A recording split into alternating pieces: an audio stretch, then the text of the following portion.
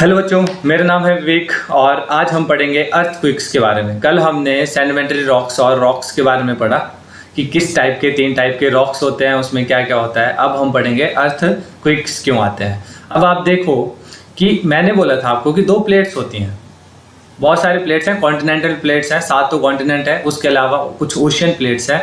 वो सारी प्लेट्स जो है ना वो आपस में कभी टकरा रही हैं।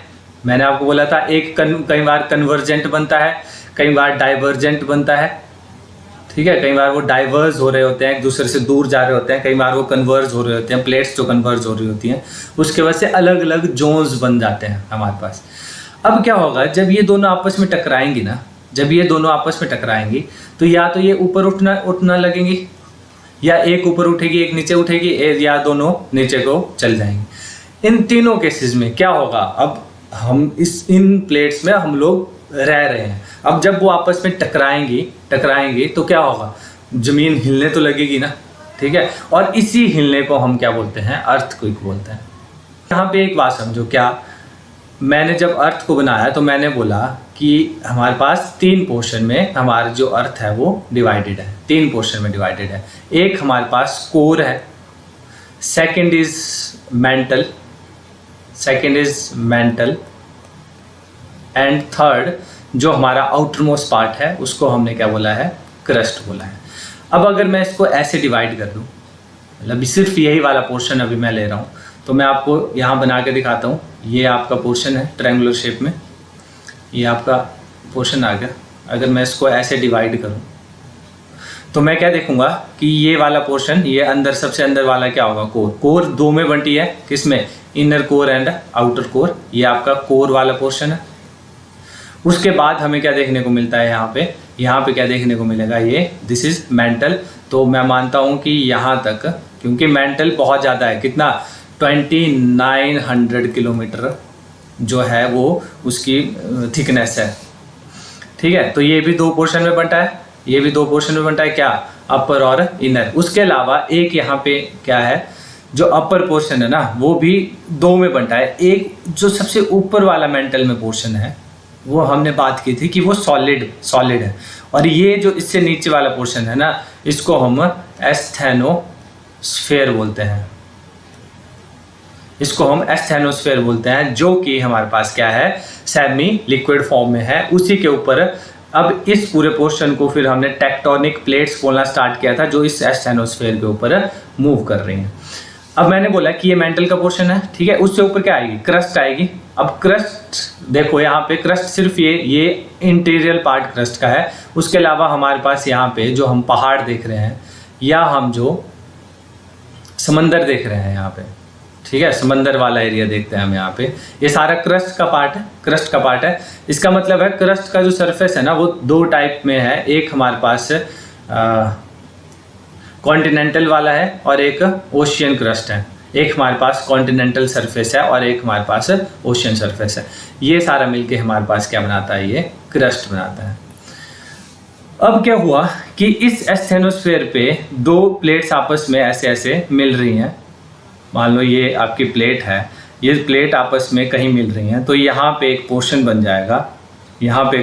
जाएगा, ठीक है, जहाँ पे ये आपस में टकरा रही हैं बीनीथ द सरफेस। उसको हम क्या बोलते हैं, उसको हम बोलते हैं हमारा फोकस, उसको बोलते हैं हम फोकस पॉइंट ऑफ अर्थक्वेक। मैंने आपको बता दिया अर्थक्वेक क्यों आते हैं। अब हम देख रहे हैं कि पॉइंट्स क्या क्या हैं। तो जो ये वाला पोर्शन है इसको हम बोलते हैं फोकस पॉइंट ऑफ अर्थक्वेक।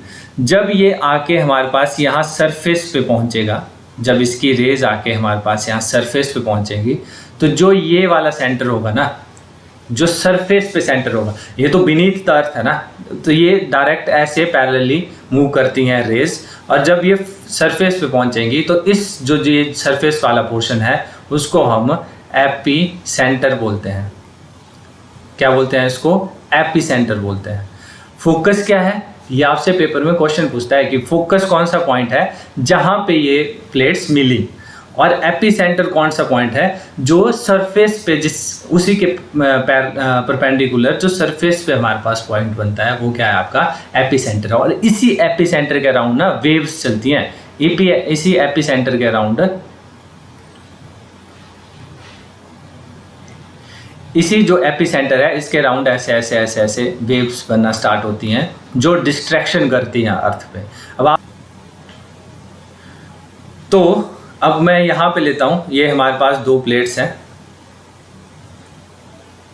जो आपस में टकराई और यहाँ पे हमारे पास क्या बन गया, यहाँ पे हमारे पास फोकस बन गया, यहाँ पे हमारे पास फोकस बन गया और ये वेव्स ऐसे ट्रैवल करी और यहाँ पे जो सरफेस था, अर्थ का सरफेस था, वहाँ पे हमारे पास एक सेंटर मिलता है हमें, एपी सेंटर जिसको हमने एपी सेंटर बोल दिया। अब क्या हुआ, जो ये पैसेज है अर्थक्वेक का वो हमें कैसे मिलता है, सिस्मोग्राफी में ऐसे ऐसे ऐसे ऐसे हमने ग्राफ बनाए होते हैं, ठीक है। वो बताता है हमें किसके बारे में, अर्थक्वेक के बारे में। तो हम रिकॉर्ड किस में करते हैं, सिस्मोग्राफी में। और मैग्नीट्यूड, ये बहुत इंपॉर्टेंट क्वेश्चन है, this is the most important question जो अर्थक्वेक में आपसे पूछता है कि जो हमारा मैग्नीट्यूड मेजरमेंट है वो रेक्टर स्केल करता है। वो आपसे पूछता है कि जो रेक्टर स्केल है ना वो क्या मेज़र करता है, वो अर्थक्वेक की मैग्नीट्यूड मेज़र करता है या अर्थक्वेक की इंटेंसिटी मेज़र करता है। तो वो क्या मेज़र करता है, अर्थक्वेक का मैग्नीट्यूड। आपने इस बात को अपने दिमाग में रखना है कि जो रेक्टर स्केल है वो मैग्नीट्यूड जो है वो मेज़र करता है, ठीक है। एंड जो इंटेंसिटी है वो मेज़र होती है न्यूमेरिकली इंटेंसिटी स्केल पे, ठीक है। इसको भी थोड़ा सा अपने दिमाग में रखना। अब हम टाइप्स ऑफ अर्थक्वेक पढ़ते हैं। तो 3 टाइप के अर्थक्वेक हैं, मतलब टाइप्स नहीं है ये, these are waves of earthquake. कैसी, एक प्राइमरी है, एक हमारे पास सेकेंडरी है एंड तीसरी जिसको हम सरफेस वेव बोलते हैं, अब 3 टाइप की वेव्स हैं। यहाँ पे एक आपका ये अर्थ क्रस्ट है, यहाँ पे कहीं पे सेंटर है, यहाँ पे ऊपर आता है, यहाँ पे हमारे पास क्या बनता है, एपी सेंटर बनता है। तो यहाँ से ना 3 टाइप की वेव जो है वो ट्रैवल कर रही हैं। 3 टाइप की वेव हैं, एक हमारे पास प्राइमरी है, second is secondary wave and third is surface wave. अब जो हमारे पास प्राइमरी वेव है ना वो फास्टेस्ट वेव होती हैं, उनको हम पी टाइप वेव भी बोलते हैं और ये फास्टेस्ट होती हैं और ये सॉलिड, लिक्विड और गैस तीनों में ट्रैवल कर लेती हैं, ठीक है। और ये फास्टेस्ट ऑफ ऑल है, सबसे पहले ये अर्थ पे पहुंचती है, लेकिन ये डिस्ट्रैक्टिव नहीं होती है, इतना ज़्यादा करती है डिस्ट्रैक्शन लेकिन इतना ज़्यादा नहीं कर पाती है। सेकेंडरी जो वेव है वो पैसेज ओनली सॉलिड, सिर्फ ये सॉलिड में से पास करती हैं और ये एस टाइप की वेव्स होती हैं। इसके अलावा एक सरफेस वेव जो सबसे इंपॉर्टेंट वेव है यहाँ पे, जो डिस्ट्रैक्शन अर्थ में करती है, दैट इज हमारी सरफेस वेव। उनको हम सरफेस वेव बोलते हैं, जो ऐसे ऐसे ऐसे ऐसे यहाँ पे ट्रैवल करने लगेंगी और जब ऐसे ऐसे ट्रैवल करेंगी तो क्या करेंगी, डिस्ट्रैक्शन करेंगी। सबसे ज़्यादा डिस्ट्रैक्शन इन्हीं वेव्स की वजह से होता है। इनको हम एल टाइप ऑफ वेव्स भी बोलते हैं।